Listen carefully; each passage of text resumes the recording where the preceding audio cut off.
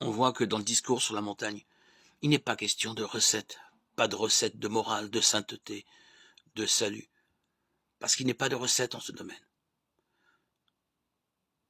Jésus ne dit jamais « vous donnerez telle part de vos biens, vous consacrerez telle part de votre temps ». Non, rien de tout cela. Jésus réclame de nous une attitude filiale qui rend le cœur libre, qui amène à la confiance et au pardon. La pauvreté ainsi définie n'est pas une recette grâce à laquelle on pourrait assurer soi-même son salut. Le salut est et reste donc gratuit de Dieu. La pauvreté est la conséquence de notre filiation, la manière de la vivre. Elle permet de devenir ce que l'on est. Heureux, les pauvres, ils sont enfants du Père.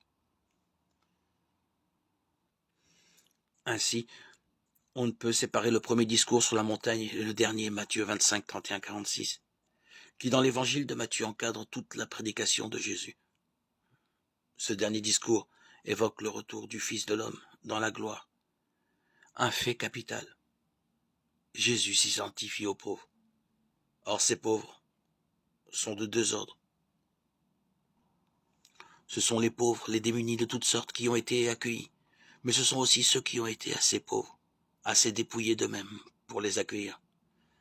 Les uns et les autres ont manifesté, consciemment ou non, leur appartenance à Dieu, leur filiation. Il faut un cœur pauvre pour reconnaître un pauvre. Il le faut aussi pour accepter d'être accueilli comme pauvre. La pauvreté détermine à l'accueil, à la passion des plus pauvres.